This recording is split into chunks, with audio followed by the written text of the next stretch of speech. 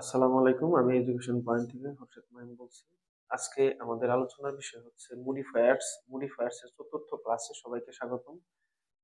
গত ক্লাসে ৩য় নম্বর ক্লাসে ছিল ফ্রেজ কিভাবে মডিফায়ার্স এ কাজ করে। আজকে এই ফ্রেজ থেকে একটি ফ্রেজ, তার নাম হচ্ছে নাউন ফ্রেজ। নাউন ফ্রেজ সম্পর্কে বিস্তারিত জানবো এবং নাউন ফ্রেজ থেকে যেই টপিকটা আমাদের এইচএসসি সিলেবাসের পরীক্ষার হলে আসে সেই টপিকটা বেশি করে গুরুত্ব দিয়ে দেখানো হবে ইনশাআল্লাহ। এখানে নাউন ফ্রেজ হচ্ছে ৫ প্রকার। নাউন ফ্রেজ হচ্ছে ৫ প্রকার। একটা হচ্ছে subjective noun phrase, objective noun phrase, এটা হলো সাবজেক্টিভ নাউন ফ্রেজ, এটা হলো objective noun phrase, prepositional objective noun phrase, তারপর হচ্ছে কমপ্লিমেন্ট। কমপ্লিমেন্ট আবার হচ্ছে দুই প্রকার, এটা হচ্ছে সাবজেক্টিভ কমপ্লিমেন্ট, এটা হচ্ছে অবজেক্টিভ কমপ্লিমেন্ট। আর নাম্বার 5 হচ্ছে অ্যাপোজিটিভ। অ্যাপোজিটিভ আবার দুই প্রকার, একটা হচ্ছে রেস্ট্রিক্টেড অ্যাপোজিটিভস আর একটা হচ্ছে নন রেস্ট্রিক্টেড অ্যাপোজিটিভ। এখন বিস্তারিত আমরা জানবো। আমরা খেয়াল করব যে একটা সেন্টেন্সের অ্যাসার্টিভ সেন্টেন্সের গঠন হচ্ছে এসবিও, মানে হচ্ছে সাবজেক্ট ভার্ব অবজেক্ট। আমি আগেই বলেছি যে মডিফায়ার্স কাজ করবে শুধু সাবজেক্ট এবং অবজেক্টের মধ্যে। তাহলে নাউন ফ্রেজ কিভাবে সাবজেক্ট এবং অবজেক্টের মধ্যে মডিফিকেশন করে এই বিষয়টা যদি একটু খেয়াল করি। নাউন ফ্রেজ হচ্ছে ৫ প্রকার। সাবজেক্টিভ নাউন ফ্রেজ, এক নম্বর হচ্ছে সাবজেক্টিভ নাউন ফ্রেজ। একটু যদি খেয়াল করি, the beautiful garden, the beautiful garden attracts, এটা হলো ভার্ব। ম্যানি ভিজিটর্স, এখানে সাবজেক্টিভ নাউন ফ্রেজ, ফ্রেজ হইতে হইলে কমপক্ষে দুইটা শব্দ হইতে হবে। এখন যদি খেয়াল করি, সাবজেক্টের জায়গায় এই ভার্বের আগের সম্পূর্ণটুকু হচ্ছে সাবজেক্ট, এইটুকুর মধ্যে শব্দ আসছে দা বিউটিফুল গার্ডেন, তিনটা শব্দ।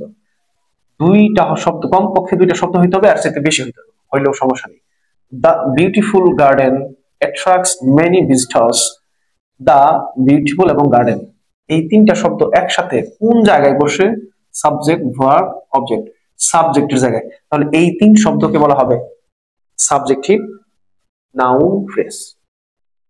এরপর আরেকটা উদাহরণ যদি আমরা খেয়াল করি, এখানে ভার্ব হচ্ছে প্লেস। প্লেস হচ্ছে ভার্ব। প্লেস এর আগে মাই ইয়াঙ্গার ব্রাদার, কোথায়? Setting position, subject verb object, এই বাকিটুকু অবজেক্ট। তাহলে এই সাবজেক্টের জায়গায় মাই ইয়াঙ্গার ব্রাদার তিন শব্দে কি হয়েছে? আরেকটা ফ্রেজ তৈরি করছে। কোন জায়গার মধ্যে বৈশা? সাবজেক্টের জায়গায়। এটা হচ্ছে subjective noun phrase.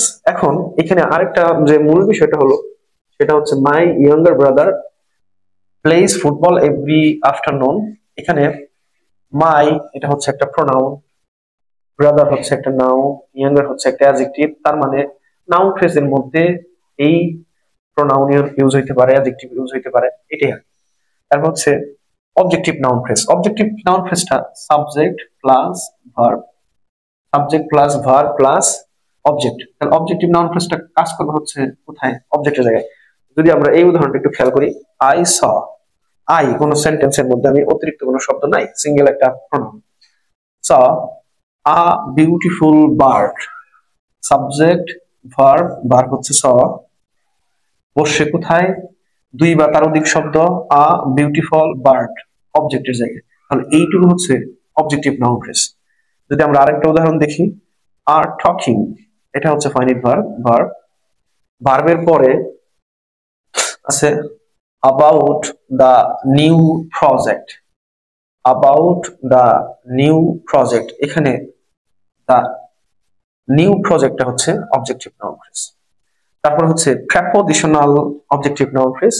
Prepositional objective noun ফ্রেজটার সিস্টেমটা হচ্ছে সাবজেক্ট ভার্ব, এইখানে প্রথমে প্রেপোজিশন হয়ে তারপরে হচ্ছে আবার অবজেক্ট হবে। He is looking for a new job, a new job noun phrase, objective noun phrase, কিন্তু এর আগে আছে কি? ফর।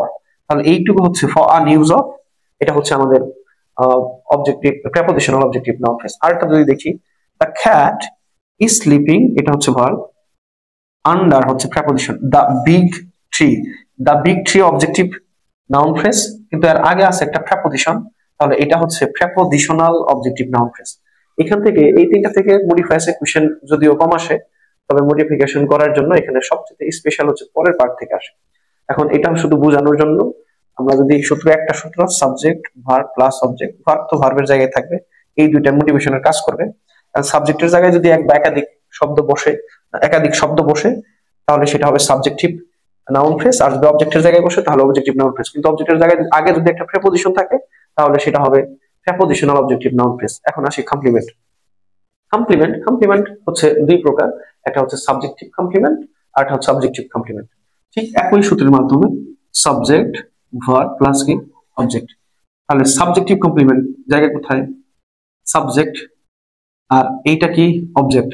এই সাবজেক্ট এবং অবজেক্ট দিয়ে সাবজেক্টিভ কমপ্লিমেন্ট চিনতে হবে, তবে মাঝখানে টু বি ভার্ব আসবে। টু বি ভার্ব গুলো কি কি? Be, am, is, are, was, were, been, being. এখানে am, is, are, was, were এই পাঁচটা ভার্ব আসবে অবশ্যই। তো যদি আমি একটু খেয়াল করি সাবজেক্টিভ কমপ্লিমেন্টের মধ্যে এটা হচ্ছে ভার্ব, এটা হচ্ছে সাবজেক্ট। সাবজেক্টিভ কমপ্লিমেন্ট হইতে হলে অবশ্যই সাবজেক্ট সমান অবজেক্ট হইতে হবে। She is a talented singer. A talented singer, এক দুই তিনটা শব্দ, দুইয়ের অধিক শব্দ আছে, কিন্তু আ ট্যালেন্টেড সিঙ্গারটা কে? শি। যদি রহিমা হয় তাহলে Rahima is a talented singer. এই শি এবং আ ট্যালেন্টেড সিঙ্গার যখন একই ব্যক্তি বোঝাবে তখন এটার পরিপূরক অর্থে ব্যবহৃত হবে। আর এটা যদিও অবজেক্ট হিসেবে বসছে সেন্টেন্সে, বাট এটার নাম হচ্ছে কমপ্লিমেন্ট। কি complement? Subjective complement. Subject I am a teacher. I am a teacher. I am a teacher, কয়টা শব্দ টিচার? দুইটা শব্দ। এই এম আ টিচার কে? আই, তাহলে মাঝখানে কি টু ভার্ব, তাহলে আ টিচার হচ্ছে সাবজেক্টিভ কমপ্লিমেন্ট। অবজেক্টিভ কমপ্লিমেন্ট একটু দেখা করি। They elected Rony, object.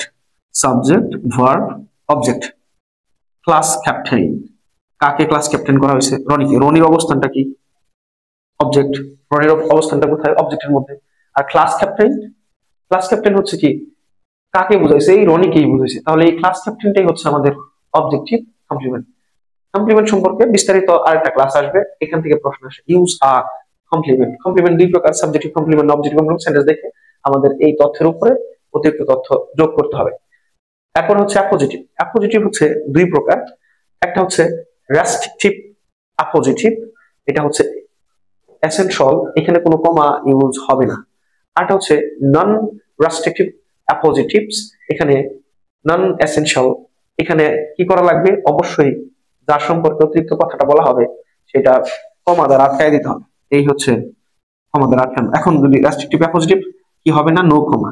My friend Rakib, না কমা দেওয়া যাবে না, ডাইরেক্ট মাই ফ্রেন্ড, দুইটা শব্দ, কাকে বুঝাইছে? রাকিবকে। এই যে এটা হচ্ছে কি হলো verb coming to the party. তাহলে মাই ফ্রেন্ড কমা দেওয়া হয় নাই, কাকে বুঝাইছে? রাকিব, এটা হচ্ছে রেস্ট্রিকটিভ অ্যাপোজিটিভ। তারপরে নন রেস্ট্রিকটিভ অ্যাপোজিটিভ, সেটা হলো Pappu an excellent guitarist practices every day। এই পাপ্পু সম্পর্কে অতিরিক্ত যে কথাটা বলা হয়েছে, যার মাধ্যমে পাপ্পুকে চেনা যায়, সেটা কিসের মাধ্যমে? কমার মাধ্যমে আটকায় দেওয়া হয়েছে। আর এটাই হচ্ছে কয়টা শব্দ? এক দুই তিন, এই তিনটা শব্দ। এটা হচ্ছে অ্যাপোজিটিভ। কি অ্যাপোজিটিভ? নন রেস্ট্রিকটিভ অ্যাপোজিটিভ। ধন্যবাদ, আবারও আলোচনা হবে। আর আমাদের হচ্ছে এই মূল পর্বের এই অ্যাপোজিটিভটা সবচেয়ে বেশি আসবে এই নাউন ফ্রেজ থেকে। নাউন ফ্রেজের যে পাঁচটা অংশ মডিফায়ার্সে বলবে ইউজ এন্ড অ্যাপোজিটিভ। অ্যাপোজিটিভ দুই প্রকার, রেস্ট্রিকটিভ অ্যাপোজিটিভস, আরটা হচ্ছে নন রেস্ট্রিকটিভ অ্যাপোজিটিভ। এই অ্যাপোজিটিভের ব্যবহার নিয়ে পঞ্চম ক্লাসে আরো বিস্তারিত আলোচনা করে দেখানো হবে। আজকে যতটুকু দেখানো হয়েছে যে নাউন ফ্রেজ কত প্রকার এবং কিভাবে আমরা চিনবো এটা নাউন ফ্রেজ। আবারও আসতেছি ইনশাআল্লাহ আগামী ক্লাসে। আসসালামু আলাইকুম।